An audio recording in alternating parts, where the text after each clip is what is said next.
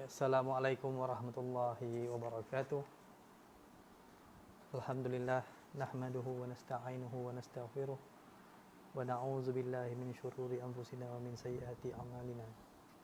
May yahdihillahu fala mudilla lahu wa may yudlil fala hadiya lahu.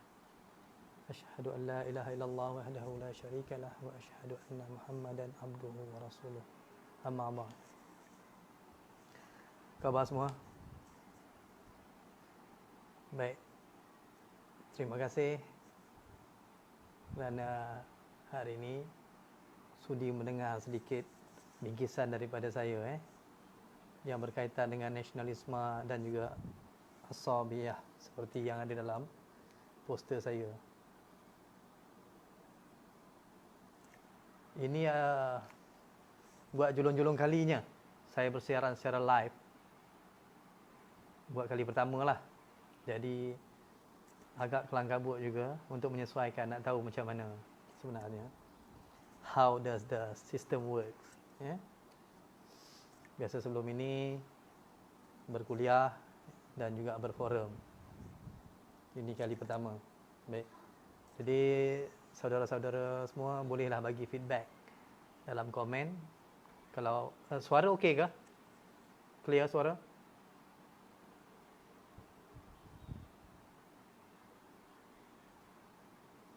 Sound okey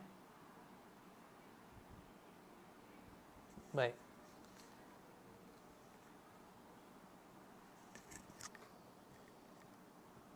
Okey, boleh. Boleh boleh dengar Okey, terima kasih.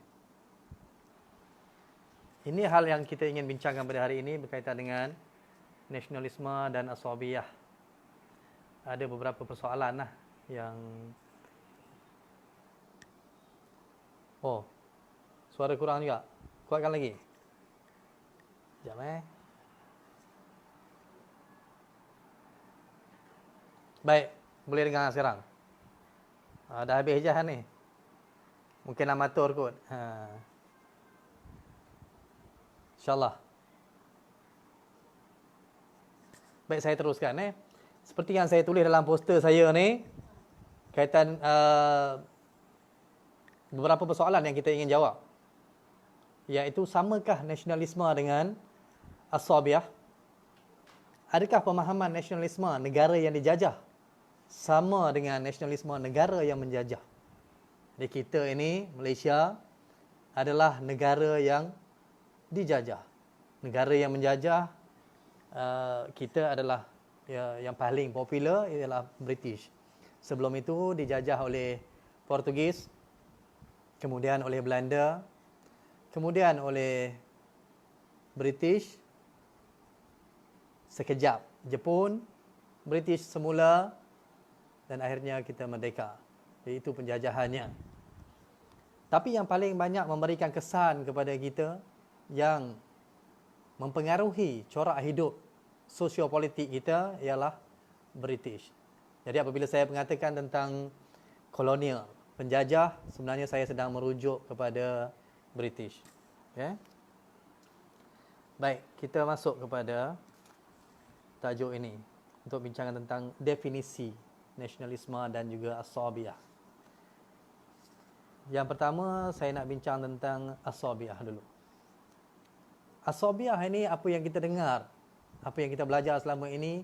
Bila dengar je asabiyah, kita terus teringat kepada suatu zaman gelap dalam sebelum Islam atau pra-Islam, pada tahun-tahun sebelum kelahiran Rasul dan juga nubuah Nabi pada tahun 610 Masihi itu. Sebelum itu dikenali sebagai zaman jahiliyah. Zaman jahiliyah, zaman yang berleluasa pengamalan asabiyah ini. Bila kita sebut asabiyah, terus kita ingat, ini satu amalan kepuakan yang sangat-sangat ekstrim. Sangat ekstrim. Banyak sarjana-sarjana membincangkan, ataupun kita pun sudah dijelaskan sebelum ini dalam kelas, di sekolah, ceritakan tentang asabiyah. Bila sebut asabiyah saja, kita pun kata, ini adalah satu elemen yang negatif. Tetapi ada seorang sarjana besar ya, sejarah kita lah, sarjana Islam Ibn Khaldun, yang membincangkan As-Sabiah daripada sudut yang positif dalam kitab beliau, iaitu Al-Ibar. Kitab Al-Ibar, dalamnya ada mukadimah, ya, iaitu prolegomena bagi keseluruhan kitab 7 volume kitab Al-Ibar itu. Tapi Al-Ibar itu sahaja, ya, Al-Ibar itu saja, tak silap saya ada 3 buku, tebal lah. Saya sendiri pun tak khatam lagi, dah baca tapi belum khatam lagi lah. Cumanya sesuatu yang menarik untuk dikaji. Dan di dalam itu ada perbincangan tentang As-Sabiah yang dibuat oleh Ibn Khaldun, yang kita kata defying all our understanding on As-Sabiah, our prior knowledge on As-Sabiah. Ini yang Ibn Khaldun nyatakan, dan ramai sarjana-sarjana barat juga membincangkan ini As-Sabiah. Bila sebut As-Sabiah kita ingat negatif, tiba-tiba Ibn Khaldun kata benda ini adalah sesuatu yang positif. Baik, apakah yang Ibn Khaldun katakan? Ibn Khaldun kata, dalam kitab Al-Ibar ini, As-Sabiah inilah yang sebenarnya menjadikan bangsa Arab itu kuat dan kemudiannya membantu bangsa Arab, dalam mengembangkan tamadun, iaitu Islam lah, selepas kedatangan Islam, dengan mengambil kira bahawa As-Sabiah ini membina sense of belonging, esprit de corps, iaitu semangat kekitaan, dan juga membina satu fighting spirit dalam kalangan orang Arab. Kalau kita ikutkan kata asas, kata dasar bagi As-Sabiah ini adalah asab, asab, yang bermaksud ikatan ataupun hubungan antara masyarakat lah. Itu yang dibincangkan, bahawa maksudnya As-Sabiah ini adalah hubungan antara ahli masyarakat di situ. Dan kalau kita merujuk kepada zaman jahiliyah itu, As-Sabiah bermaksud hubungan dalam kabilah secara spesifik. Ada kabilah, ada Bani Quraisy, ada Bani Hashim, ada Bani macam-macam. Itu semua dia disebut kabilah-kabilah. Dan di dalam kabilah ini, mereka ini dihubungkan dengan semangat As-Sabiah, semangat kekitaan. Itu yang dibincangkan oleh Ibn Khaldun. Tetapi selama ini kita memahami dalam konteks negatif. Ya, memang. Sebenarnya sebelum As-Sabiah yang dikatakan pada zaman jahiliyah itu adalah memang yang negatif. Kerana mereka hidup berpuak-puakan yang sangat ekstrim, yang As-Sabiah ini setiap kali berlakunya pertembungan dengan kabilah lain, dengan puak yang lain, akan berlaku satu pertembungan yang berpanjangan. Kalau berlaku pembunuhan datuknya, kemudian datuknya mati, bapanya pula akan menyambung pergaduhan, kemudian anaknya, kemudian cucunya, kemudian cicitnya. Yang ini akan berterusan. Ya, sifat As-Sabiah ini, sifat fanatik kepada puaknya. Jadi Ibn Khaldun membincangkannya, mengatakan bahawa tidak, sebenarnya As-Sabiah inilah yang membina kekuatan bagi bangsa Arab. Baik.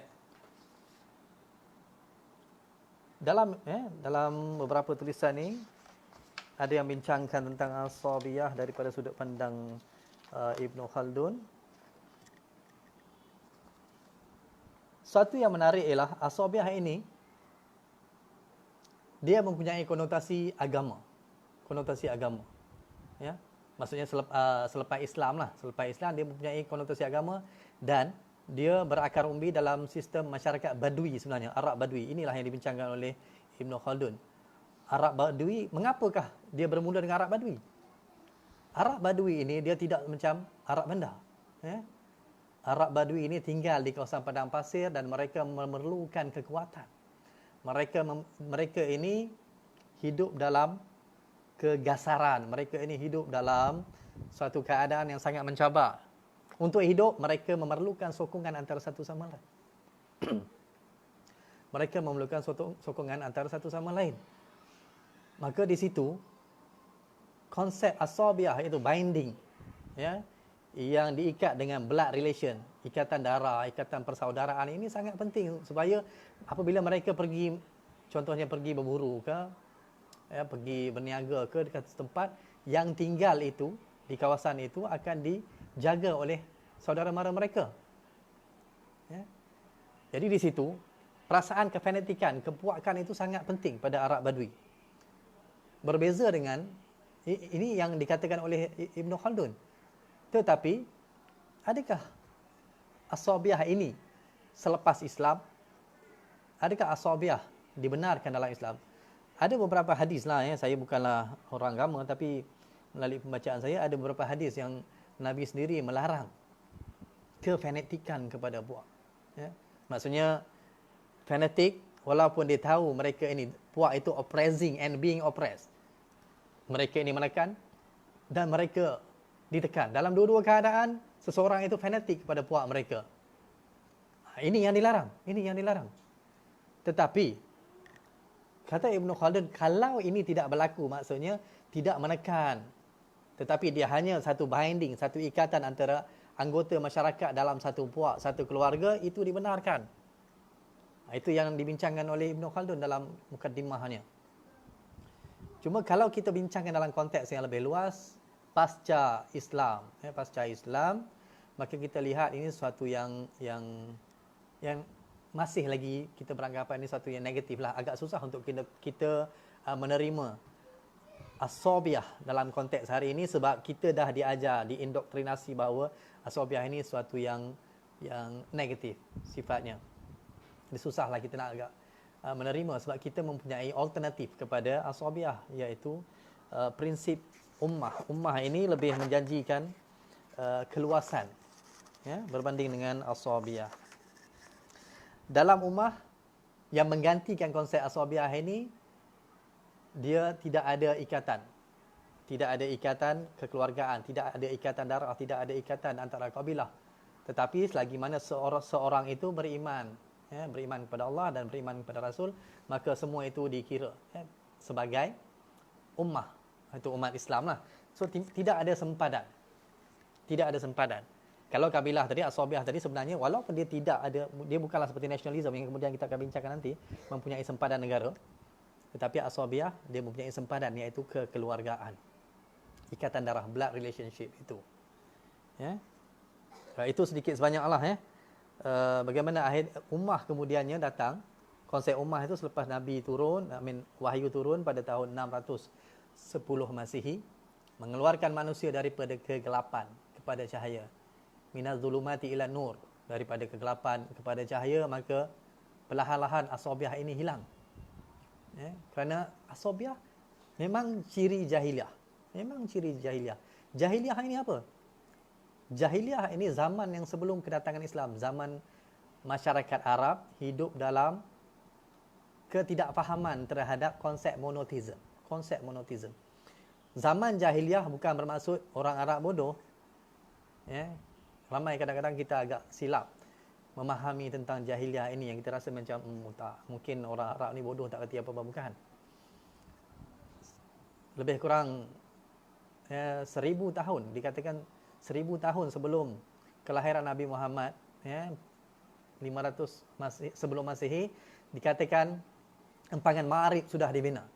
Empangan Ma'arib sudah dibina, dan pada tahun 570, ya, pada tahun Nabi lahir itu, empangan Ma'arib ataupun juga empangan Sabak itu runtuh ataupun musnahlah. Maka untuk membina empangan ni bukan macam membina kolam ikan. Ya. Bina empangan ni memerlukan satu teknologi yang tinggi. Jadi pendapat ataupun pemahaman yang mengatakan bahawa orang Arab tidak mempunyai teknologi, itu tertolaklah. Itu tertolak.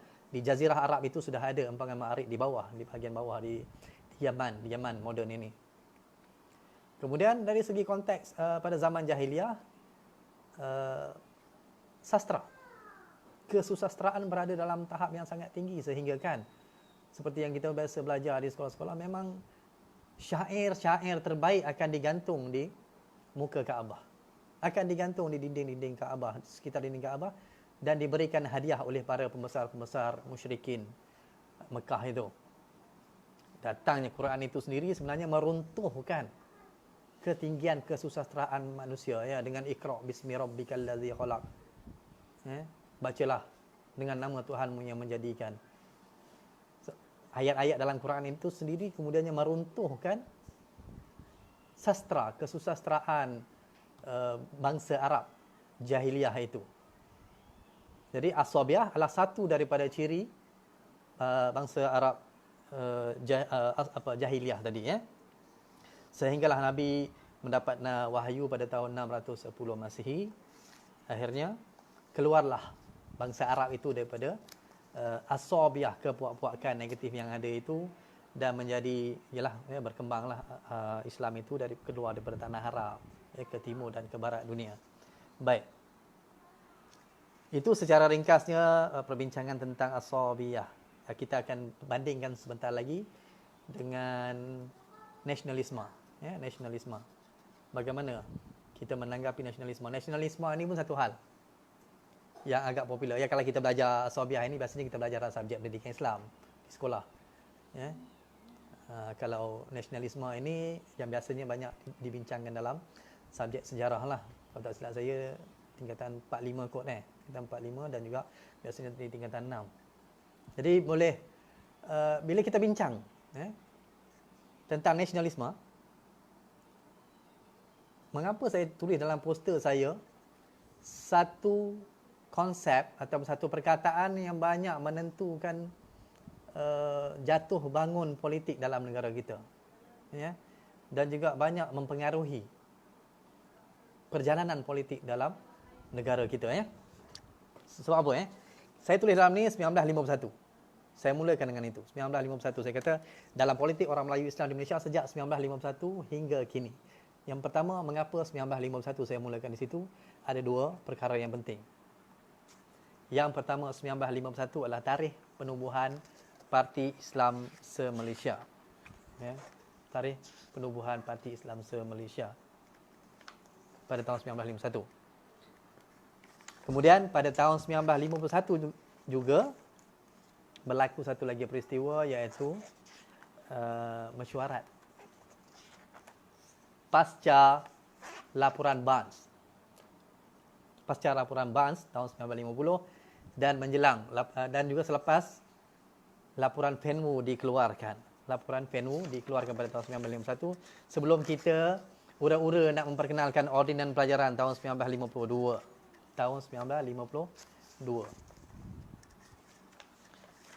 Jadi 1951 PAS ditubuhkan setelah dia keluar daripada UMNO, iaitu cabang apa? Cabang agama, cabang agama UMNO itu keluar.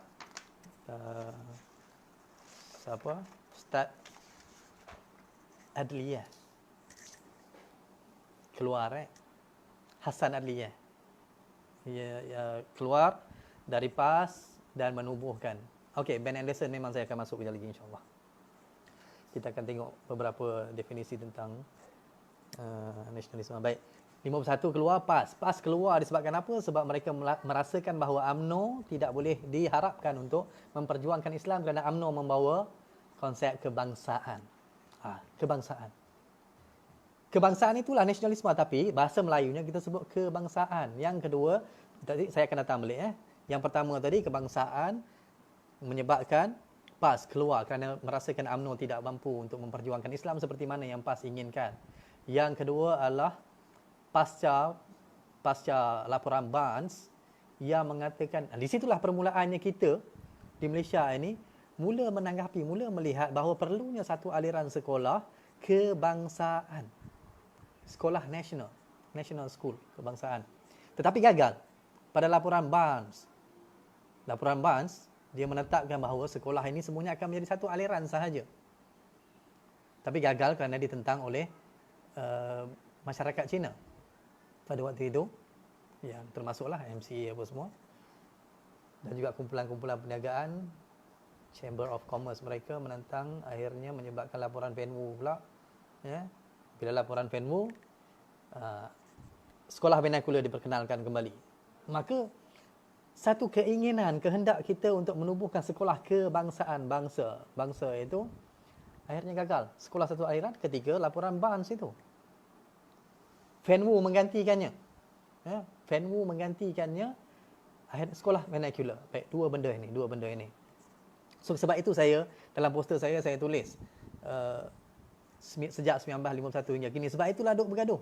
Duk bergaduh sebab kemudiannya sepanjang tahun 1951 hinggalah tahun 2018,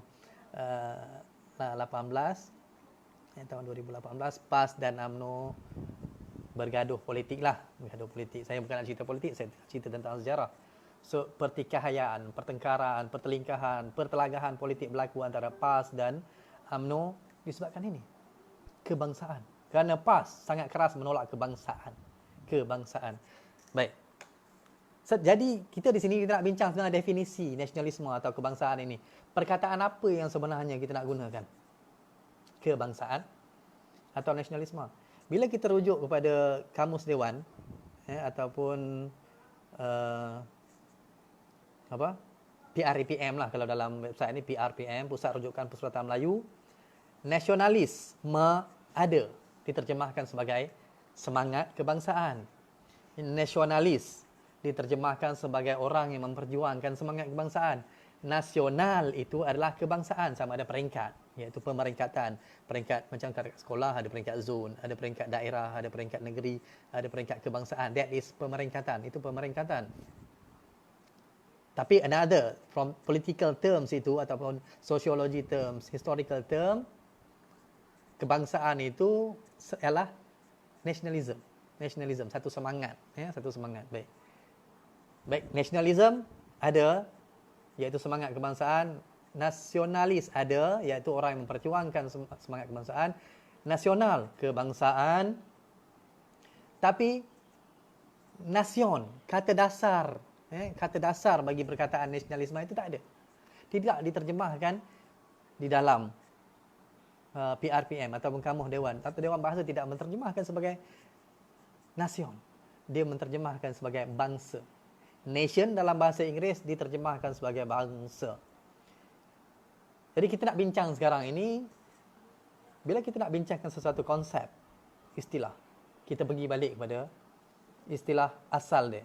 Bukannya kepada istilah yang kita terjemahkan. Bukan kita terjemahkan, kemudian kita pergi bincang daripada sudut pandang kita. Bukan. Apabila kita bincangkan suatu konsep yang berasal daripada perkataan luar, perkataan asing. Contohnya macam citizen, kan? Kita terjemah warga negara, kita ambil daripada contoh konsep itu kita ambil daripada bahasa Inggeris. Bahasa Inggeris mengambil daripada Perancis, citoyen. Selepas berlakunya revolusi Perancis, berlakunya revolusi Perancis 1789, berkembangnya konsep citoyen itu dipinjam dalam bahasa Inggeris. Bahasa Inggeris ambil citizen, kita pula pinjam konsep itu, warga negara. Jadi kalau nak bincang, kita bincang dari konsep asal bahasa itu.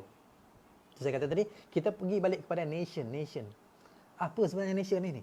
Yang kemudian dia menjadi nasionalisme. Ya, nation ini dibincangkan oleh beberapa sarjana lah. Banyak sarjana yang bincang tentang nation.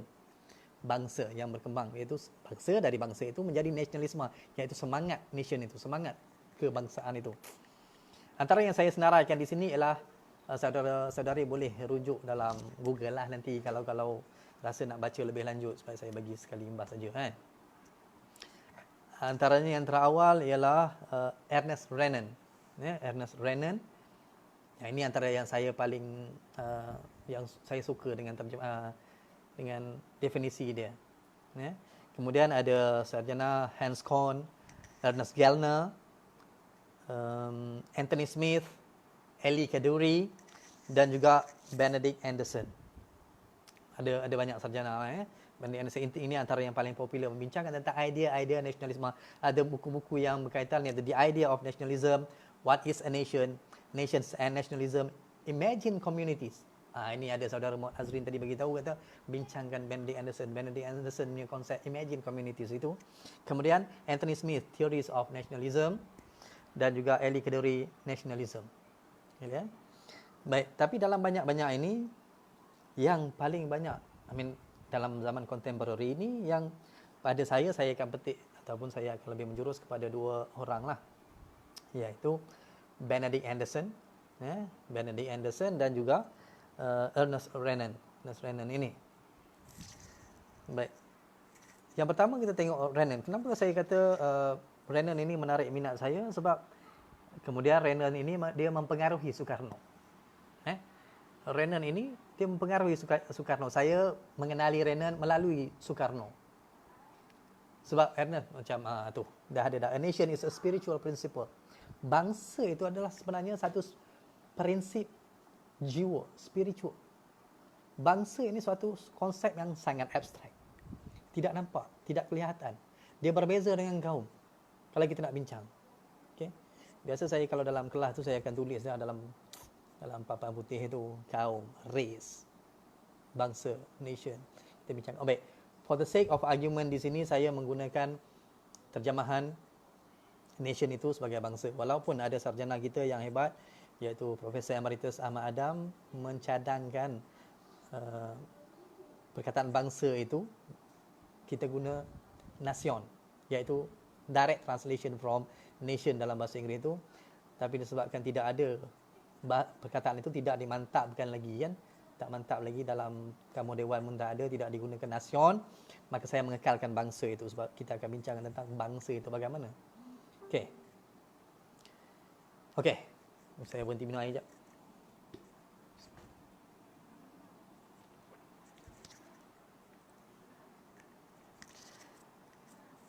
Konsep bangsa ya. Bangsa ini berbeza dengan kaum. Yang pertama. Bangsa ini berbeza dengan kaum. Kaum adalah kaum yang macam kita tengok di sekitar kita, kaum ataupun etnik. Ini berdasarkan birth, berdasarkan kelahiran. Contoh etnik Jawa contohnya. Lahirnya dia sebagai orang Jawa. Ya, sebagai orang Jawa. Memang kadang-kadang kita pun sebut bangsa Melayu, bangsa Jawa tak. Sebenarnya dalam konteks sosiologi, dalam konteks politik, dalam konteks sejarah, dia lebih spesifik disebut sebagai etnik. Ataupun kaum lah, kaum Melayu, kaum Cina, kaum India, kaum Punjabi.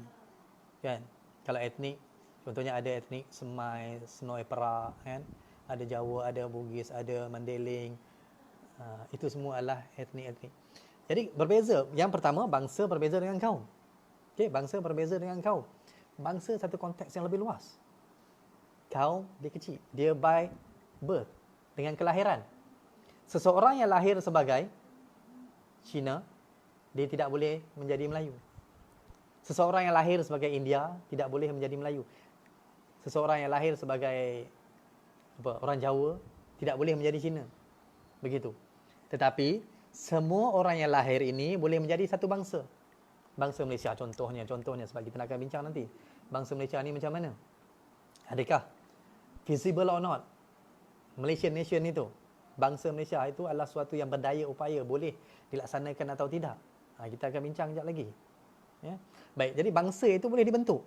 Sedangkan kaum tadi adalah kelahiran, tak boleh ubah dah. Kecuali di Malaysia. Bangsa Melayu, kita nak define bangsa Melayu pun satu hal yang sangat rumit sekarang ini. Akhirnya sampai bila merdeka, bila kita merdeka tahun 1957 itu bila dibuat Suruhanjaya Red buat perlembagaan kita. Suruhanjaya Red buat perlembagaan kita, dia masukkan definisi Melayu. Perkara 160/2 mendefinisikan Melayu secara umum. Seorang yang beragama Islam yang menggunakan bahasa Melayu dalam pertuturan harian. Yang ketiga, mengamalkan adat budaya Melayu. Ini satu konsep asas ataupun definisi yang sangat asas lah. Ini jalan selamat untuk mendefinisikan Melayu. Dia tak sebut Melayu ini hidungnya begini, rambutnya begini, tingginya begini, kulitnya sawo matang. Tak, dia tak sebut begitu. Jadi sebab itu semua orang sekarang ni ramai boleh jadi Melayu. Sampai saya pun boleh claim diri Melayu kalau mengikut perlembagaan, tapi mengikut genetik saya bukan. Itu begitulah bangsa Melayu. Baik, kita tinggalkan bangsa Melayu tadi, kita pergi pada bangsa Malaysia untuk membandingkan dia tadi. Dia semua orang Cina ke, orang India ke, orang Cina, orang asli, orang apa sekalipun, orang Bidayuh, Kadazan, Dayak, Iban, segalanya semuanya boleh menjadi bangsa Malaysia. Sebab bangsa boleh dibentuk. Bangsa boleh dibentuk. Bangsa boleh dihapuskan. Bangsa boleh diruntuhkan. Kaum tidak boleh, etnik tidak boleh, identiti etnik tidak boleh dihapuskan. Sedangkan bangsa boleh dibuat baharu. Contohlah, sebelum kita pergi bangsa Malaysia, kita pergi bangsa Johor dulu. Ramai bangsa Johor dalam ni kan. Ini konsep yang ialah beberapa tahun dahulu pernah menjadi polemik bangsa Johor. Bagaimana bangsa Johor kan? Maka bangsa Johor ini viable ke tidak? Ada ke tidak bangsa Johor ini? Kalau tanya saya, bangsa Johor boleh ke tak? Boleh. Tapi bijak ke tidak? Kurang bijak lah. Sebab bangsa dalam bangsa. Bangsa dalam bangsa. Kita belum lagi berjaya untuk membentuk satu bangsa Malaysia dalam konteks makro. Tiba-tiba kita datang dengan konsep bangsa Johor. Bangsa Johor. Boleh. Tetapi bukanlah suatu yang bijak untuk bentuk bangsa dalam bangsa. Nanti kalau bangsa Johor buat bangsa Johor, bangsa Perak akan buat bangsa Perak. Perak pun tak kurang hebatnya. The land of warriors. The land of warriors. Jadi semua ini. Jadi Kelantan pun dia kata genetik Melayu yang paling tulen katanya Kelantan. Maka Kelantan pun akan kata kami bangsa Kelantan. Akhirnya bangsa Johor berpecah. Bangsa Perak jadi bangsa Kelantan. Bangsa Perlis, bangsa Kedah. Bangsa Malaysia sampai ke sudah tak ada. Okay? Bangsa Johor, bangsa Malaysia sampai sudah tidak ada. Baik, itu bangsa tadi. So bangsa itu boleh dilahirkanlah ya. Dan kemudian bila bangsa dilahirkan, nation itu tadi, nation dilahirkan, dia memerlukan ikatan. Itu tadi spiritual principle yang dikatakan oleh Ernest Renan. Kemudian dia gabung dengan Imagine Communities yang disebut oleh Benedict Anderson. Benedict Anderson yang membincangkan tentang nationalism kata nation, bangsa inilah satu bayangan, komuniti bayangan. Apakah komuniti bayangan ini? Komuniti bayangan ini mereka yang hidup dalam satu sempadan yang sama, sempadan politik yang sama. Mereka ini diikat oleh hati mereka. Okay, diikat oleh hati mereka dengan beberapa elemen. Iaitu yang pertama, ini yang disebut, kenapa saya ambil Renan dengan Benedict Anderson dan juga Sukarno. Sukarno juga ada bincangkan tentang nationalism dalam bukunya Nasionalisme, Islam dan Marxisme, menulis seawal tahun 1926. Ketika umur beliau baru 25 tahun, Sukarno sudah menulis satu mahakarya jugalah. Yang mengatakan bahawa nasionalisme ini, dia mengambil konsep Ernest Renan jugalah. Bahawa Imagine Community, dia kata we share the same history. We share the same value. Okay, Imagine Community ini, kalau bangsa itu dibentuk, kita tak kenal antara satu sama lain. Bangsa Malaysia, kita merasakan ikatan emosi, kita merasakan ikatan spiritual, kita merasakan satu macam ikatan perasaan. Tetapi kita tak pernah berjumpa dengan anggota bangsa Malaysia ini. Saya duduk di Perak, ada kawan duduk di Sabah, di Sarawak, di Perlis, di Kelantan, di Johor. Tapi kita merasakan kita berkongsi identiti yang sama. Identiti yang sama itu yang paling penting ialah kita berkongsi satu sejarah yang sama. Sejarah sepunya. Inilah menjadi masalah macam mana kita nak bentuk bangsa Malaysia. Sejarah yang sepunya. Ya, satu sejarah yang sepunya. Itu iaitu masa lepas. Kita berkongsi masa lepas. Kemudian masa kini. Kita berkongsi masa kini. Apa masa kini? Masa kini inilah apabila kita berhubungan antara satu sama lain, apabila kita berkomunikasi antara satu sama lain. Apabila kita berkomunikasi antara satu sama lain, maka kita memerlukan medium untuk berkomunikasi. Yang pertama, bahasa untuk berkomunikasi. Ini saya merumuskan daripada Renan dan juga Benedict Anderson. Saya merumuskan. Yang pertama tadi masa lepas. Masa lepas itu supaya kita merasakan bangga dengan a shared identity, common identity, a common past. Satu masa lepas yang mempunyai makna yang sama bagi semua orang dalam bangsa Malaysia. Contoh, belum ada lagi bangsa Malaysia, kita sedang berusaha untuk membentuknya. Tapi kita sedang baik. Yang masa lepas tadi. Yang kedua, the mean of communication. Okay? Mean of communication, iaitu bahasa. Adakah kita berkongsi satu bahasa yang sama hari ini? Itu soalannya. Adakah kita berkongsi yang sama? Ya, memang kita letakkan bahasa Melayu sebagai bahasa kebangsaan. Ya. Tapi adakah itu menjadi bahasa yang mengikat kita, bangsa Malaysia ni, so-called bangsa Malaysia ni? Okay. Pada saya suka kalau ada bangsa Malaysia, tapi bagaimana kesungguhan kita untuk membentuk? Kepada saya ajukan soalan ini kepada mereka yang mempromosikan bangsa Malaysia tetapi tidak mahu menerima bahasa Melayu sebagai elemen yang menyatukan bangsa di dalam itu.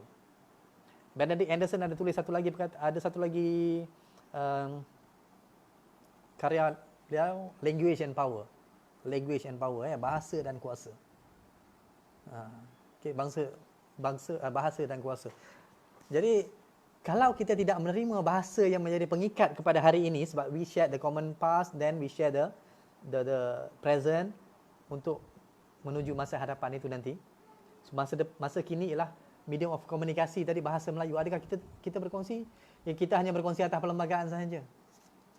Perkara 152 Perlembagaan Persekutuan mengatakan bahawa bahasa kebangsaan adalah bahasa Melayu. Bahasa kebangsaan ialah bahasa Melayu. Tapi setakat mana bahasa Melayu ini diterima?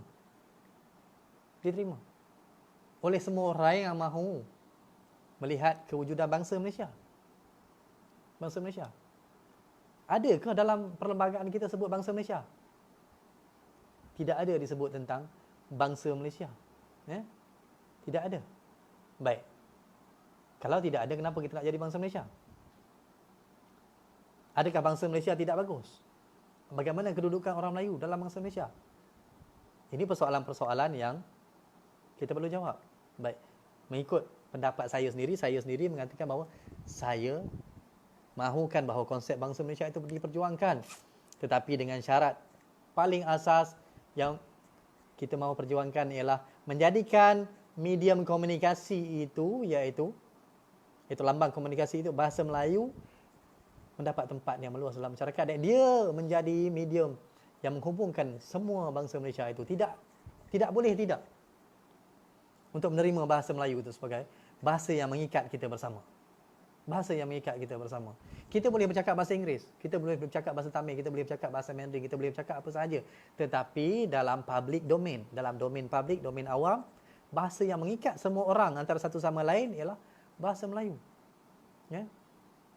Dan Benedict Anderson juga membincangkan bahawa bagaimana nasionalisme itu tadi berkembang, ya, masa lepas, kemudian bahasa itu perlu dipropagandakan, perlu diperluaskan. Itulah dia datangnya media. Datangnya media. Kita dah ada, kita nak bentuk bangsa, contohnya kita nak bentuk bangsa Malaysia, yang nak mewar-warkan ini siapa? Yang nak membentuk kesatuan ini siapa? Kalau kita setakat bersembang 10 orang, 20 orang, macam mana nak bentuk bangsa Malaysia? Sebab kita tidak ada mean of communication. Ya, jalan untuk berkomunikasi dengan orang luar yang jauh daripada kita. Di sinilah datangnya peranan media untuk mempromosikan, untuk mempropagandakan, mempublicitikan idea ini. Di sinilah Benedict Anderson kata media, peranan media untuk mempromosikan idea bangsa ini. Ya, idea bangsa. Jadi kalau dalam konteks barat, nasionalisme ini berkembang selepas Revolusi Perancis tahun 1989, tahun 1798. Kemudian dia berkembang sebab ada apa? Print media ini. Print media. Sebab itu mereka dapat, sebab apa? Print media kemudiannya dilancarkan dalam satu bahasa. Idea dilancarkan dalam satu bahasa. Itu yang kita nak. Idea dilancarkan dalam satu bahasa. Idea apa? Idea tentang masa lepas tadi itu. Idea tentang sejarah sepunya. Idea tentang kepentingan bahasa ini untuk menjadi medium perhubungan bagi bangsa. Tuan-tuan, saya nak bagi tahu, dalam perlembagaan Malaysia kita ni, kita ada 183 perkara dalam perlembagaan persekutuan kita. Kita ada 13 jadual dalam perlembagaan persekutuan kita. 183 perkara, 13 jadual yang memecahkan skop-skop, memecahkan banyak-banyak skop dan juga penjelasan bagi 183 perkara perlembagaan tadi. Baik. Dalam keseluruhan 183 perlembagaan persekutuan tadi itu, perkataan kebangsaan, national, kebangsaan hanya disebut sekali saja. Hanya dalam satu perkara sahaja yang disebut kebangsaan. Di mana? Dalam perkara 152 perlembagaan persekutuan, iaitu bahasa kebangsaan adalah bahasa Melayu. Tuan-tuan dan puan-puan boleh cari dalam perlembagaan kita. Tak ada disebut dah. Tempat-tempat lain kebangsaan, bangsa pun tak ada. Apabila perkara 153 membincangkan tentang kedudukan istimewa orang Melayu, disebut orang Melayu, tidak disebut sebagai bangsa Melayu. Dan kepentingan sah kaum-kaum lain. perkara 153/1 perkara 153/1 iaitu menjadi tanggungjawab Yang di-Pertuan Agong untuk menjaga kepentingan orang Melayu dan kaum Bumiputera dan juga Bumiputera lain di Sabah dan Sarawak dan kepentingan sah kaum-kaum lain di Malaysia. Tak sebut bangsa. Sekali je sebut bangsa dalam perlembagaan kita, iaitu di dalam perkara 152 Perlembagaan Persekutuan. Ini penting untuk kita lihat balik sebab Suruhanjaya Raid mengubah perlembagaan dengan cukup berhati-hati. Ada notion sebenarnya di situ, tanggapan, keinginan, ya. Ada sebenarnya satu keinginan untuk membentuk bangsa melalui apa? Melalui bahasa sahaja. Sebab tak ada pasal lain yang menyebut tentang bangsa, tentang kebangsaan, melainkan hanyalah perkara 152 Perlembagaan Persekutuan. Kalau ada lawyers di sini, boleh semak Perlembagaan Persekutuan. Ya. Perkara 3 berkaitan dengan agama Islam.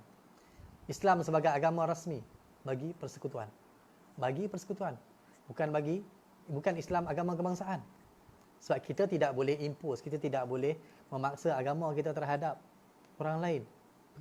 Tetapi bahasa dalam konteks untuk membina negara bangsa, dalam konteks membina negara bangsa, nation state, kita boleh impose.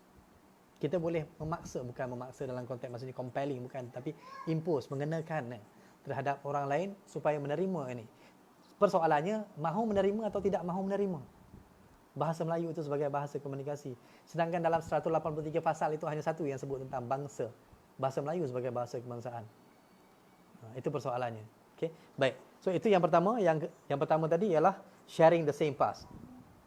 Ya, sharing the same past. Yang kedua ialah kita mengalami masa sekarang, semasa ini pengalaman yang sama dengan satu medium komunikasi, dan medium komunikasi itu menggunakan media, ya, media untuk mempropagandakan, mempublisitikan dia. Kalau dulu print media, kemudian berkembang, ya, dari media cetak dia berkembang kepada radio, kemudian berkembang kepada televisyen.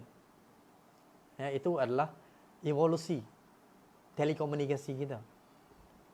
Kemudian akhirnya kita sekarang ini berada dalam fasa yang lebih advance, lebih pada fasa lanjutan, ya, iaitu kita menggunakan social media yang mampu menjatuhkan sebuah kerajaan, yang mampu mencetuskan revolusi di Tunisia. Arab Spring itu bermula dengan Facebook, media sosial, ya, yang banyak mempengaruhi hari ini. Semua big data mengambil maklumat daripada mana? Daripada media sosial. Jadi ini adalah satu medium yang sangat penting. Mahu tak mahu, suka tak suka, kita perlu mengakui bahawa media sosial contohnya seperti Facebook ini, Instagram, Twitter menjadi penentu, ya, trend pengundian, trend memilih kerajaan, trend memilih pemimpin di mana-mana. Tapi kita kurang menggunakan medium ini untuk mempromosikan idea bangsa Malaysia tadi. Baik. Adakah orang Melayu berasa terancam jika bangsa Malaysia ini menjadi kenyataan? Saya kira mungkin dalam kelas juga, dalam kelas dan juga beberapa soalan bila saya berbincang dengan kawan yang mengatakan bahawa mungkin idea bangsa Malaysia ini akan menyebabkan orang Melayu merasakan orang Melayu akan terpinggir ke atau apa. Tak, sebenarnya kita perlu menerima kita perlu menerima bahawa bangsa Malaysia tidak akan menyebabkan kejatuhan ke atau tidak menyebabkan peminggiran orang Melayu, sebab kita ada perlembagaan yang sangat kuat. Perlembagaan kita dah sangat kuat. Perlembagaan kita memanglah perlembagaan penjajah kan, tapi tak apalah, perlembagaan penjajah pun alhamdulillah kita ada peruntukan mengenai agama Islam, perkara 3. Jadi tak payah risaulah, ya. Agama lain pun boleh diamalkan secara bebas dalam mana-mana bahagian persekutuan. So kita, tak semua negara-negara dalam dunia ini yang memberikan peruntukan agama. Terima kasihlah kepada Suruhanjaya Raid dan juga beberapa berjawatan kuasa dan juga Raja-Raja Melayu yang bersidang pada tahun 1957 itu, ya, yang memasukkan peruntukan-peruntukan yang penting ini. Baik. So bahasa, adakah orang Melayu tidak pergi? Tidak. Kerana yang pertama ialah perkara 3 Perlembagaan Persekutuan menjamin kedudukan kita. Okey, orang Islam. Yang kedua, 152 Perlembagaan Persekutuan menjamin kedudukan bahasa Melayu. Dan apabila kita mengatakan tentang bangsa Malaysia, maka nak tak nak, prerequisite, syarat utama untuk menjadikan bangsa Malaysia itu boleh. Ya. Boleh ditumbuhkan, boleh dibentuk adalah bahasa Melayu. Guna bahasa Melayu. Ya. Jadi akhirnya bahasa ini jugalah bahasa Melayu yang dipertahankan oleh orang Melayu, yang diperjuangkan oleh orang Melayu, yang dipertuturkan oleh lebih kurang 400 juta penduduk bumi ini, daripada yang seperti yang dikatakan oleh Alfred Russel Wallace yang mengatakan bahawa menganjur daripada mana? Timur daripada Madagaskar sehinggalah kepada Irian itu.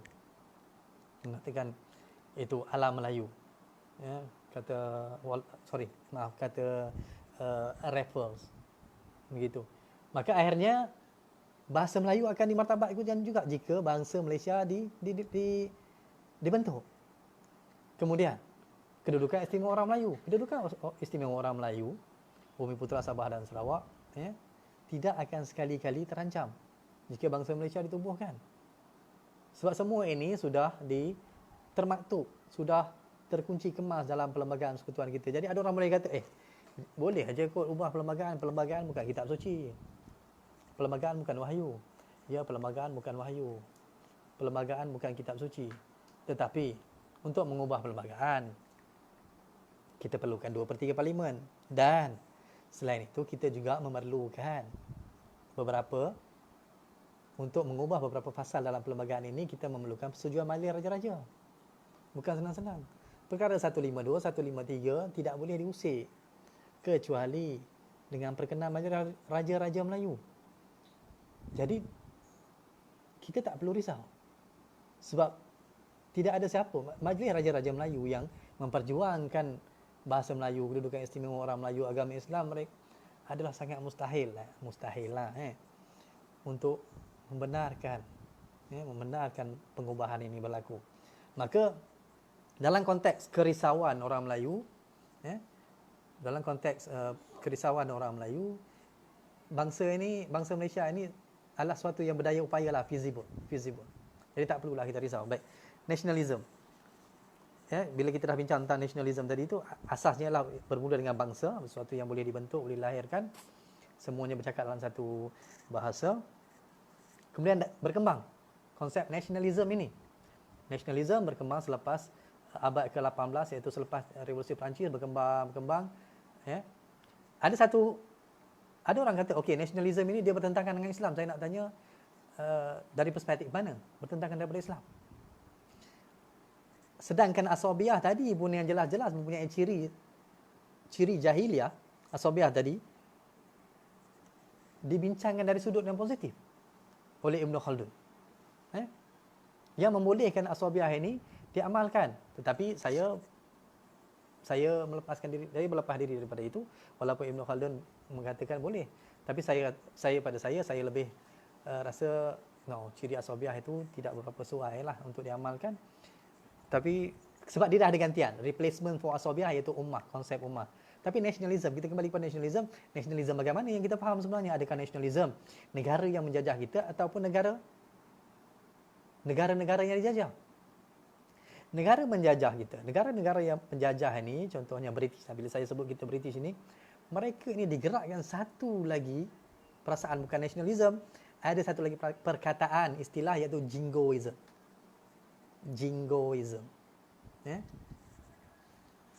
Jingoism ini dia beyond nationalism. Dia satu perasaan cintakan bangsa yang berlebih-lebihan.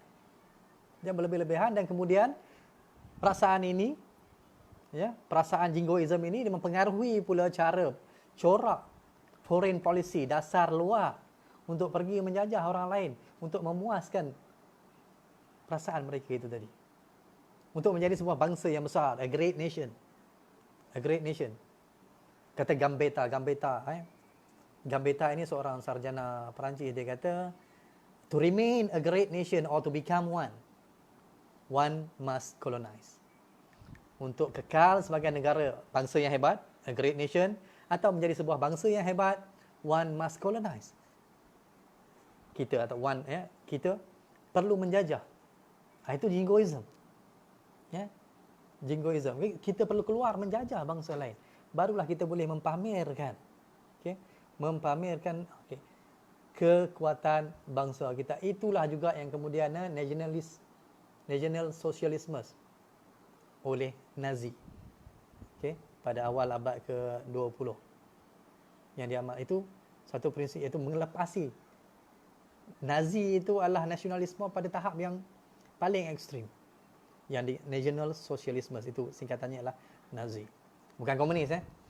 Ada setengah orang dia mikir kata, jahat sungguh Nazi ni. Jahat, kamu tengok kalau komunis. Komunis tu Nazi tu. Hitler tu komunis. Bukan. Beza sungguh. Hitler sendiri anti-komunis. Baik, kembali kepada persoalan tadi. Nasionalisme yang ditanggapi oleh bangsa negara yang dijajah ini berbeza dengan bangsa yang menjajah. British melihat nasionalisme ini suatu yang menguatkan perasaan bangsa mereka, ditambah dengan jingoism tadi, kemudian pergi menjajah negara lain. Sebab mereka punya motif imperialism tadi. Sedangkan kita, bangsa-bangsa yang dijajah ini, nasionalismenya berbeza.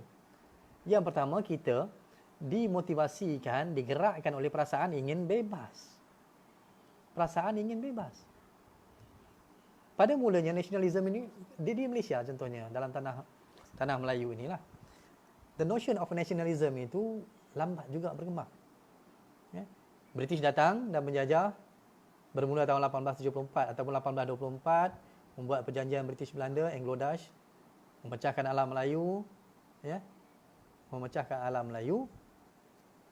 Kemudian 1874 secara rasmi masuk, intrude, menceroboh ke dalam sistem pentadbiran.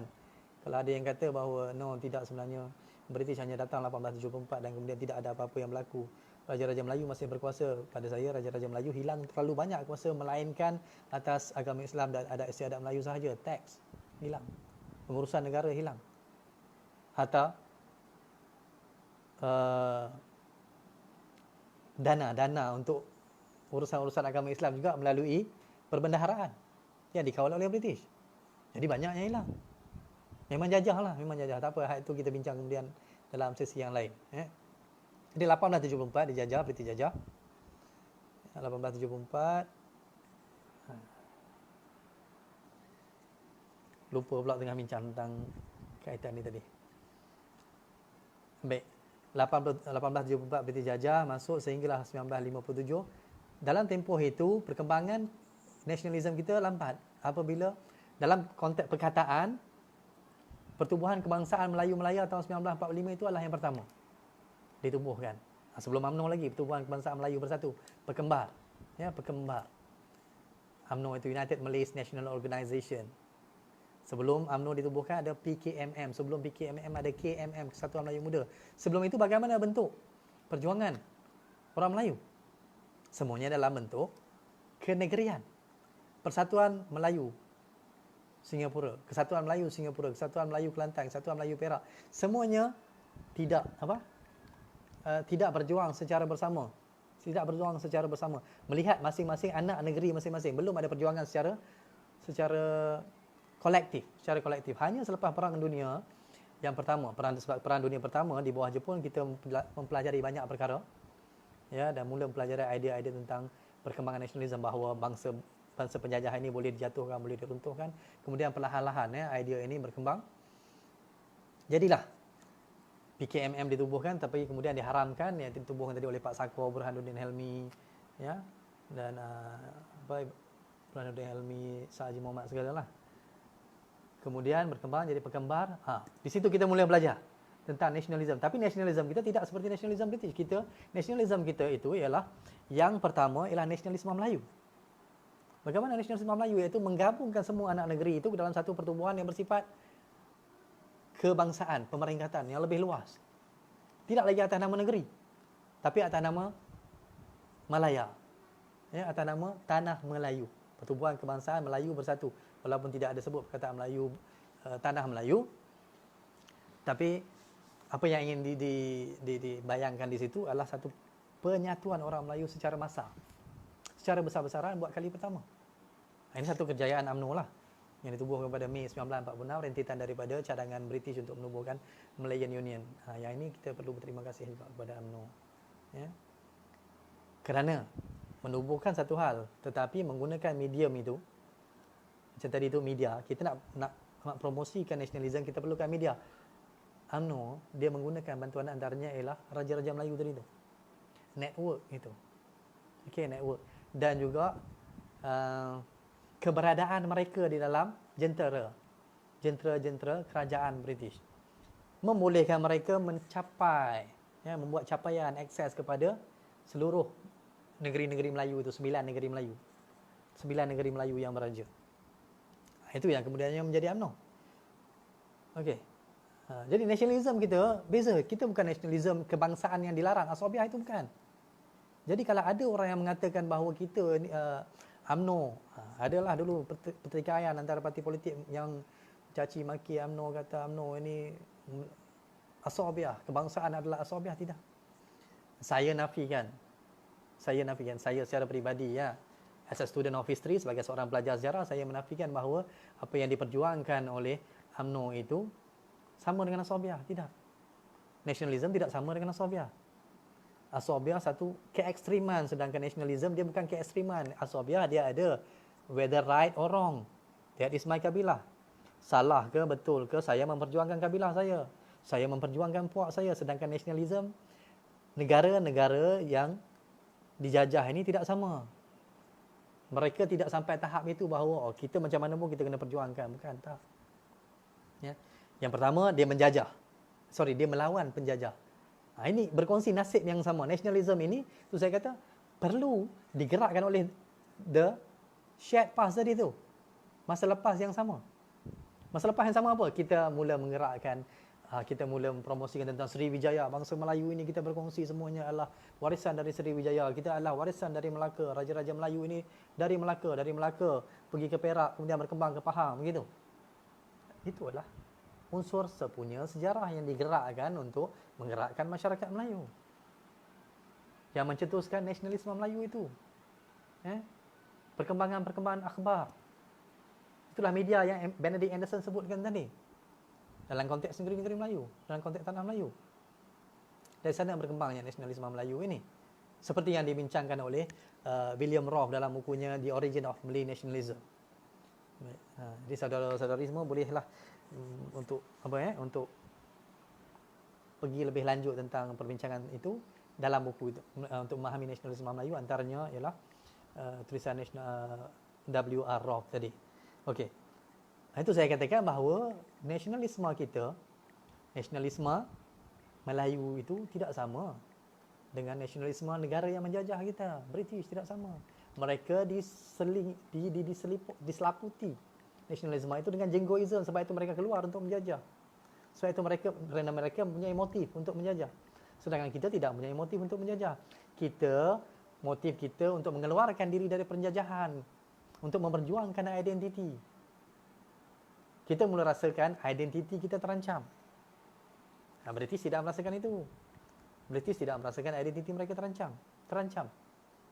Sedangkan negara-negara yang dijajah ini merasakan identiti mereka terancam, maka mereka perlu bersatu atas nasib yang sama, atas masa kini yang sama, untuk menuju masa depan yang sama. Menuju masa depan apa? Kemerdekaan, untuk membebaskan diri dari penjajahan. Inilah yang diperjuangkan oleh Soekarno. Saya banyak juga merujuk kepada Soekarno lah, merujuk kepada Soekarno. Kerana memang bidang kajian saya Soekarno jugalah, Soekarno. Yang Soekarno ini banyak terpengaruh dengan idea Ernest Renan. Idea Ernest Renan. Dan suka saya untuk membacakan dalam satu artikel yang ditulis dalam Indonesia Menggugat. Dalam Indonesia Menggugat, apabila Soekarno ditangkap oleh Belanda dan dibicarakan dalam mahkamah Belanda, dan dia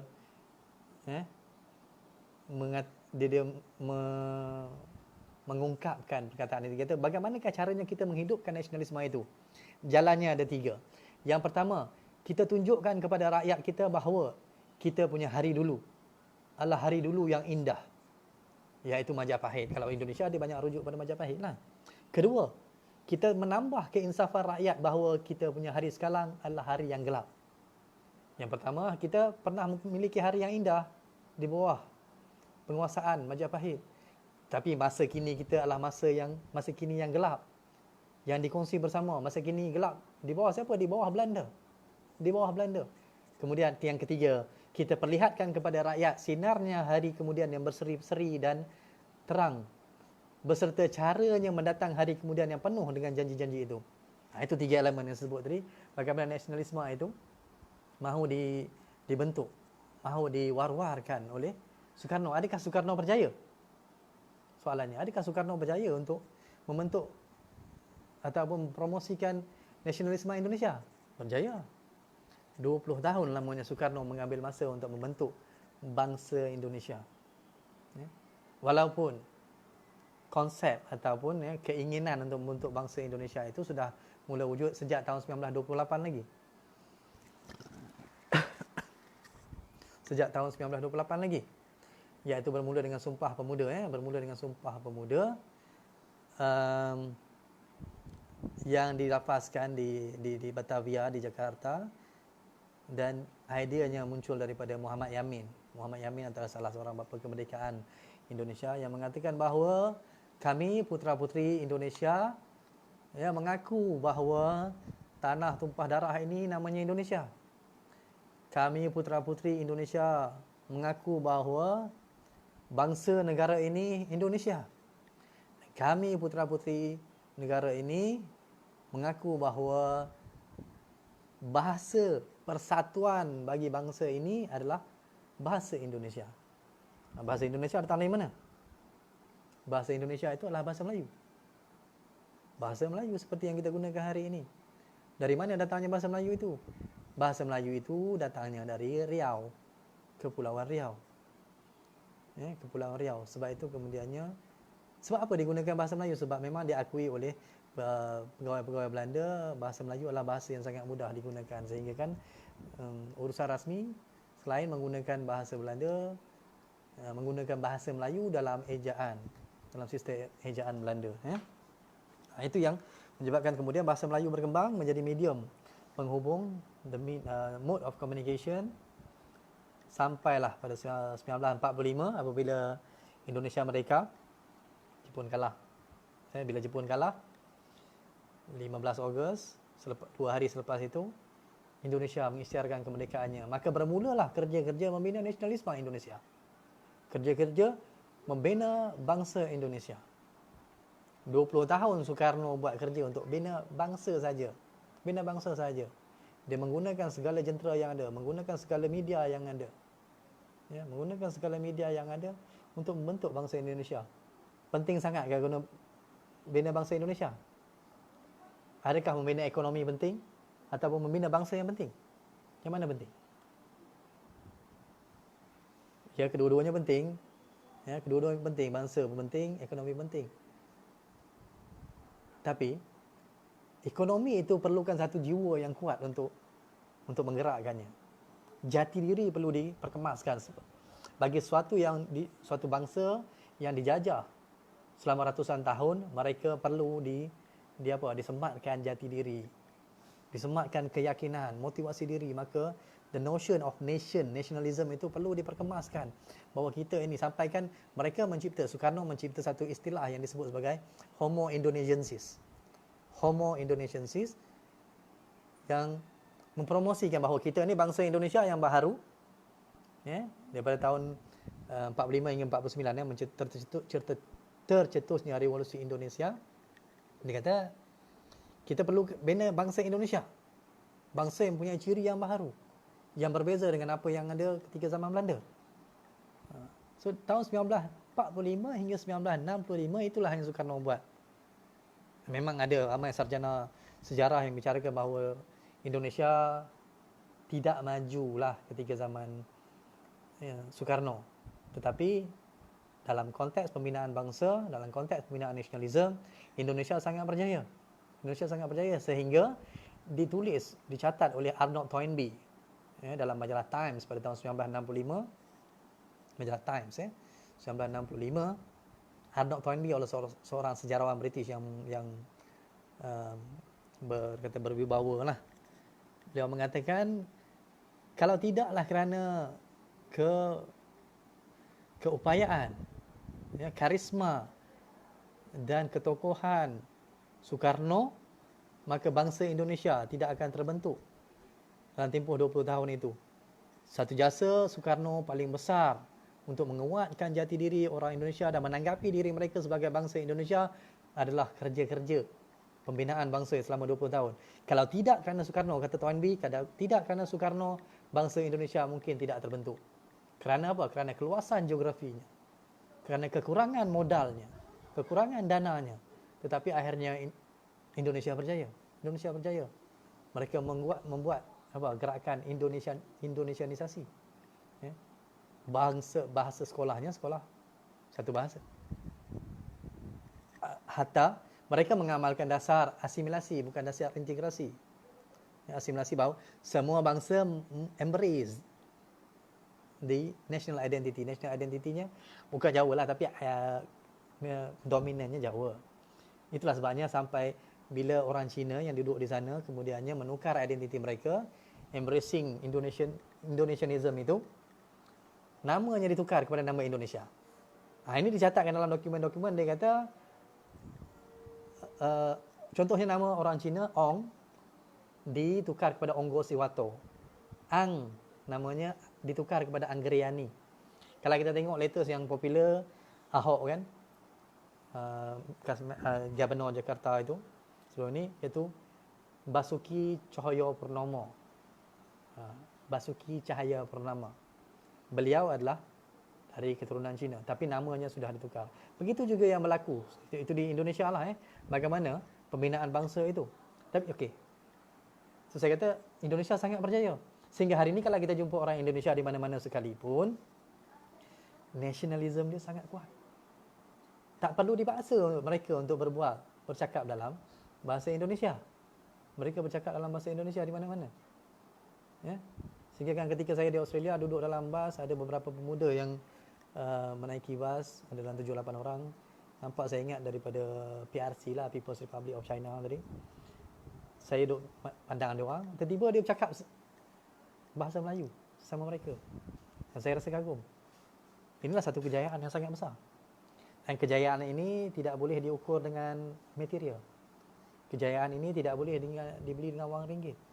Dia memerlukan satu usaha yang sangat kuat, sangat keras, sangat tegas, ya, bagi mencapai tahap nasionalisme sebegitu. Berjaya. Thailand, negara yang tidak dijajah. Negara yang tidak dijajah, Thailand. Ya, tetapi mereka juga melaksanakan satu polisi Ratanium tahun 1938 oleh Pibun Songkram. Ya, Pibun Songkram melaksanakan dasar Ratanium sehingga kan semua orang perlu menerima dan menganut identiti Thailand. Namanya ditukar. Kekal, agama kekal, Muslim, orang Islam, tetapi namanya ditukar. Identitinya ditukar. Sekolahnya dalam bahasa Thailand. Ya. Pakaiannya pakai macam orang Thailand. Kalau namanya Muhammad Yusof contohnya, dia pakai Yusof Piapong contohnya. So nama itu ditukar pada Thailand. Di Filipina, bangsa Filipina Pinoy. Bangsa Filipina Pinoy ditukar. Juga menjalani proses nasionalisme. Ada hatta di Filipina lebih awal daripada kita dengan Jose Rizal. Ya. Jose Rizal yang dikenali sebagai anak Melayu. Jose Rizal sendiri mengaku bahawa beliau adalah anak Melayu. Apakah medium mewar-warkan nasionalisme? Juga menggunakan print media seperti yang dikatakan oleh Benedict Anderson tadi. Maka nasionalisme perlukan print media. Jose Rizal menulis makalah, menulis buku apa? Noli Me Tangere. Jangan sentuh aku. El Filibusterismo. Dan tulisan-tulisan beliau ini disiarkan dalam majalah La Solidaridad. Ya? La Solidaridad tadi. Begitu. So, kita memerlukan medium. Bila kita kembali kepada Malaysia, nasionalisme kita ada medium. Kita ada media. Hari ini kita ada media sosial yang power, ialah hari ini antara pengguna media sosial yang terbesar dan paling berpengaruh adalah Malaysia. Ya, siapa yang tidak kenal dengan bawang Rangers kita, kan? Para pembawang-pembawang kita yang mampu meruntuhkan perniagaan orang, yang mampu meruntuhkan Israel, yang mampu meruntuhkan Iran yang baru-baru ni semua. Okey. Kita mempunyai kekuatan itu. Tetapi bagaimana pihak berkuasa menggunakan peluang ini untuk mewar-warkan, untuk mempromosikan, untuk mempublisitikan nasionalisme. Di situ yang kita lemah. Di situ yang kita lemah. Maka untuk menjadikan kita ini, okey, bangsa Aceh apabila anda ni bangsa Aceh, dia kata bangsa Aceh, ya mereka bangsa Aceh, tapi bila mereka balik mereka juga adalah bangsa Indonesia. Bangsa Aceh sebenarnya dia nak identify dia punya etnik. Okey, dia nak identify dia etnik. So bangsa Aceh sejarahnya dia ada beza sikit tau. Ya, bangsa Aceh ini adalah bangsa yang paling mula-mula membantu perjuangan nasionalisme Indonesia ini. Sehingga kan kapal terbang pertama dia beli dengan duit orang Aceh. Ya, kapal terbang pertama dia beli daripada duit orang Aceh. So dia ada satu ego yang lain. Itu hal lain lah. Okey. Baik, itu tadi sedikit sebanyaklah kita bincang tentang nasionalisme, peranan media, kemudian apa? Baik, jadi kalau dalam konteks kita Malaysia lah maka kita boleh katakanlah pertikaian yang berlaku daripada tahun 1951 hingga segini yang mengatakan bahawa parti yang memperjuangkan nasionalisme kebangsaan adalah parti yang terkeluar daripada agama Islam. Saya tak setuju lah. Saya tak setuju. Sebab nasionalisme kita perlu faham bentuk apa nasionalisme kita. Bentuk apa? Kita tidak memperjuangkan ketinggian bahasa kita sehingga menindas orang lain. Atau kita bukan memperjuangkan kebangsaan Melayu pun, kita memperjuangkan kebangsaan Malaysia. Kebangsaan Malaysia yang didasari oleh bahasa Melayu. Jangan bercakap tentang bangsa Malaysia kalau tidak boleh menerima bahasa Melayu sebagai medium komunikasi. Kita boleh bercakap dalam bahasa apa sahaja.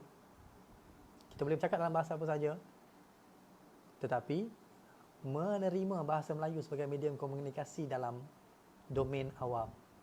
Selagi kita tidak boleh menerima itu, maka bangsa Malaysia kita gagal. Okey? Kita boleh kata sekolah vernacular, kewujudan sekolah vernacular adalah satu sebab yang menjadi penghalang kepada pembentukan bangsa Malaysia. Adakah vernacular school boleh dihapuskan? Tidak boleh.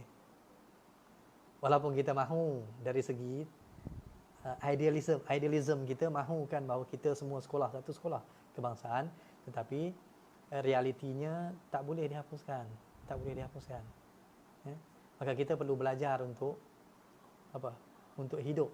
Okey? Untuk hidup, menerima keberadaan itu, kewujudan itu, tetapi pada masa yang sama memperjuangkan bangsa Malaysia dengan bahasa Melayu menjadi tonggaknya. Bagaimana kita nak buat? Kita orang awam tidak mempunyai kuasa. Jadi orang yang berkuasa, kerajaanlah yang perlu menggerakkannya. Kerajaanlah yang perlu menggerakkannya. This needs political will. Bukan cultural will sahaja. Bukan kita keupayaan massa, bukan. Dia perlukan political will. Baik. Jadi secara umumnya, sejam lebih juga dah. Betul, bahasa Melayu sebagai bahasa kebangsaan dan bahasa lain sebagai nilai tambah kita. Tidak ada siapa pun yang menafikan kewujudan dan coexistence bahasa-bahasa lain. Cumanya kita nak memperjuangkan bahawa gunalah bahasa Melayu, bahasa yang dipertuturkan oleh 400 juta manusia. Okay. Bahasa yang pernah menjadi penghubung bagi alam Melayu ini, yang digunakan oleh British, yang digunakan hatta oleh Belanda yang menjajah Indonesia. Okey. Baik, secara umumnya saya rumuskan bahawa ada beberapa perbezaan antara nasionalisme dan Sabiah. Yang pertama, dalam nasionalisme dia tidak ada hubungan kekeluargaan. Dia tidak ada blood relationship.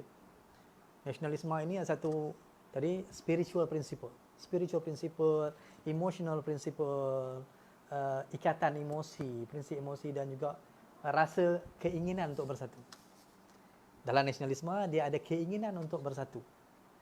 Perasaan untuk bersatu dengan berkongsi masa lepas yang sama, melalui pengalaman masa kini yang sama dan menuju masa hadapan yang sama. Begitu nasionalisme. Dia tidak ada konotasi darah tadi. Sedangkan dalam As-Sabiah, seperti yang dibincangkan oleh Ibn Khaldun dalam kitabnya Muqaddimah, dia mempunyai konotasi hubungan kekeluargaan. Dalam nasionalisme, kita tidak perlu kenal antara satu sama lain. Cukup kita merasakan bahawa kita ini bangsa Malaysia yang bertutur dalam bahasa Melayu, yang mempunyai sejarah yang sepunya. Tapi kita itulah kan, dalam Malaysia ni kita nak tulis sejarah pun satu masalah juga. Betul? Kita nak tulis sejarah, ada yang menentang sejarah. Ada yang kata buku teks dikuasai oleh orang itu, ada yang kata buku teks dikuasai oleh orang ini. Macam-macam propaganda lah dibuat. Sehingga kan, kita di Malaysia ni sangat-sangat rumit. Kalau kita nak tulis sejarah atau kita nak tulis buku, kita perlu datangkan nama yang berbeza-beza mengikut kumpulan kaum yang berbeza. Kaum. Identiti kaum. Kalau kita tulis Ali, kita perlu tulis Mutu. Kita perlu tulis Hachong. Kita perlu tulis David. Sebab itulah dia rencam. Kita ini sejarahnya tidak sama dengan mana-mana negara dalam dunia ini. Kepada semua yang sedang menonton ini, saya nak bagi tahu, saya nak tekankan di sini, saya selalu sampaikan dalam kuliah saya, Malaysia tidak sama dengan mana-mana negara dalam dunia ini. Sejarahnya berbeza, kerencaman, dia rencam. Politiknya berbeza. Satu-satunya negara dalam dunia ini yang berbeza. Tak sama kita perjalanan kita dengan US. Tak sama kita dengan Australia. Tak sama kita dengan Singapura. Tak sama dengan Indonesia, jiran kita. Malaysia unik. Malaysia unik. Mengapa? Itulah sejarahnya berbeza. Sejarahnya berbeza menyebabkan kemudian bila British tinggalkan, masyarakat itu berbeza jadinya. Dia bukannya macam Australia, US, New Zealand, settlers colonial state. Colonial settler state. Kita bukan colonial settler state. Kita adalah negara yang original. Negara original, tetapi corak masyarakatnya, rupa bangsanya berubah. India dan kita, India dan Malaysia mempunyai penjajah yang sama, pernah berkongsi penjajah yang sama. British keluar daripada India tetapi rupa bangsanya tidak berubah. Belanda keluar daripada Indonesia, rupa bangsanya tidak berubah. Tidak berubah secara massal lah. Tidak berubah besar-besaran. Tetapi Malaysia, tanah Melayu, British keluar daripada tanah Melayu, rupa bangsanya berubah. Dan kita perlu berbincang. Kita perlu bertolak ansur. Kita perlu mengadakan consociational demokrasi, tawar-menawar untuk membentuk negara. Jadi dia berbeza. Okey. Sebab itu kata, sejarah kita pun agak sukar untuk ditulis. Sukar. Ramai yang kita nak kena konsult, nak kena runding sebelum menulis sejarah kita, supaya dia tidak menyinggung mana-mana kaum, tidak menyinggung mana-mana latar belakang agama ataupun etnik. Baik. Dalam nasionalisme kita tidak kenal satu sama lain. Dalam As-Sabiah dia saling mengenali. Sebab As-Sabiah dia kenal kaum dia, kenal siapa kabilah dia. Sebab mereka ni, contohnya dalam realm ataupun dalam dunia Arab Badui tadi itu, mereka keluar meninggalkan, maka mereka perlu meninggalkan keluarga mereka dengan orang yang mereka kenal. Sebab itu As-Sabiah itu dia lebih kecil berbanding dengan nasionalisme. Nasionalisme lebih luas. Baik. Dalam nasionalisme pelbagai etnik, heterogeneous tetapi menuju ke arah homogeneous. Sedangkan dalam As-Sabiah dia kekal sebagai homogeneous. Dia tidak heterogeneous seperti mana dalam nasionalisme. Dalam nasionalisme tidak ada konotasi agama. Agama tidak memainkan peranan dalam nasionalisme. Bangsa ataupun nation itu dibentuk bukan atas nama agama. Kita Muslim, sahabat kita, ada yang Kristian, ada yang Hindu, ada yang Buddha, ada yang Tao, ada apa-apa sahaja. Mereka ini, kita membentuk bangsa Malaysia bersama mereka. Bangsa Malaysia tadi itu bersama mereka bukan atas nama agama. Tapi atas ikatan tadi itu, ikatan apa? Ikatan emosi. Keinginan untuk bersatu. Atas perasaan ingin bersatu tadi itu, kita bersatu. Sedangkan asabiah tidak, asabiah semangatnya dia etnik. Etnik, kabilah, puak yang sama. Okey. Ada konotasi agama dan ada konotasi agama tadilah nasionalisme tidak ada konotasi agama, sedangkan asabiah mempunyai konotasi agama. Nasionalisme bermula selepas Revolusi Perancis. Nasionalisme bermula selepas Revolusi Perancis. Sedangkan asabiah bermula sebelum kedatangan Islam, sudah ada. Asabiah sudah ada sebelum kedatangan Islam lagi. Hatta hari ini pun asabiah, semangat asabiah itu masih lagi wujud. Di mana? Adakah asabiah itu hanya wujud di negara Arab sahaja? Tidak. Di Malaysia pun ada asabiah. Bagaimana yang dikatakan asabiah dalam konteks hari ini? Asabiah adalah fanatik kepada kumpulannya. Asabiah adalah fanatik kepada fahaman ideologinya. Asabiah adalah fanatik kepada parti politiknya. Asabiah adalah fanatik kepada persatuan yang dianggotainya. Asabiah asabiah adalah fanatik kepada pemimpinnya. Mereka merasakan semua orang salah bila pemimpin dia, parti dia, pertubuhan dia, pasukan dia buat semuanya betul. So itu asabiah, ciri asabiah lah tu. So, berhati-hati. Asabiah begitu adalah ciri jahiliah. Yang duk maki-maki jahiliah, Arab yang tidak bertamadun, Arab yang begitu begini, sebenarnya ramai daripada kita yang mengamalkan ciri jahiliah itu. Asabiah, Baik. Nasionalisme tidak ada replacement konsep. Tidak ada replacement konsep. Nasionalisme kekal. Sampai hari ini kita masih memperjuangkan nasionalisme Malaysia untuk membentuk bangsa Malaysia. So tidak ada replacement konsep untuk itu. Sedangkan untuk asabiah ada replacement konsep. Apakah replacement konsep bagi asabiah? Ummah. Konsep ummah yang melangkaui fahaman asabiah itu. Baik, yang terakhir, nasionalisme lebih luas daripada asabiah. Asabiah ini sempit. Sempit dari segi geografinya pun sempit, fahamannya pun sempit, anggotanya pun sempit, sedangkan nasionalisme lebih luas berbanding dengan asabiah. Tapi yang lebih luas daripada kedua semua ini adalah konsep umat yang tidak terikat, yang tidak terbatas dengan geografi. Dia tidak terbatas dengan geografi. Di mana-mana sahaja, dari timur hingga barat dunia.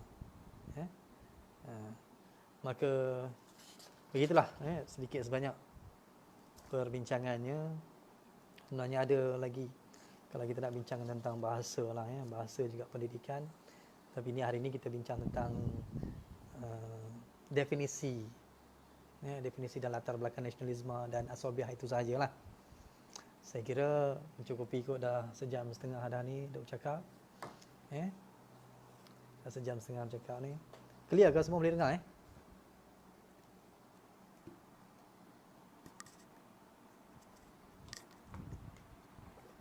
Okay. Jadi hari ini saya simpulkan beginilah,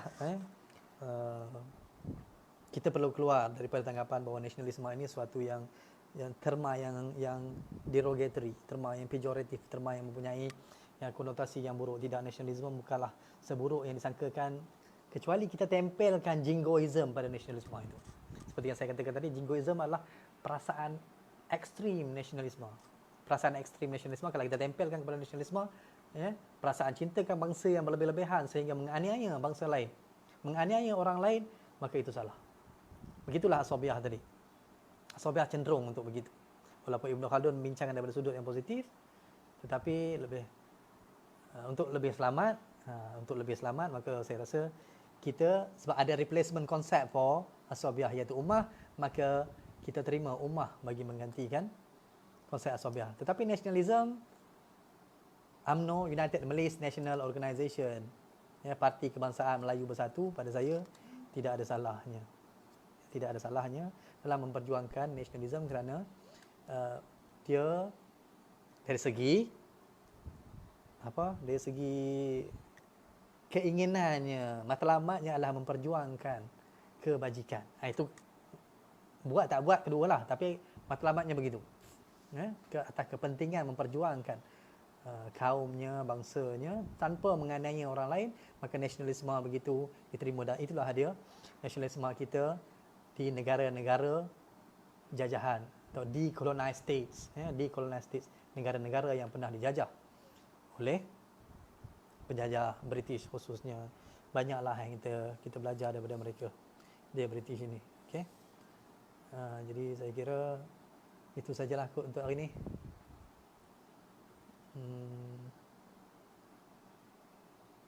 Bolehlah kita dah sejam setengah kot kan.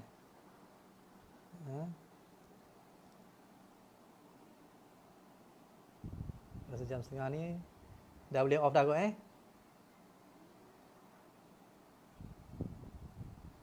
Mana-mana yang sempat saya ulas tu, saya dah ulas lah.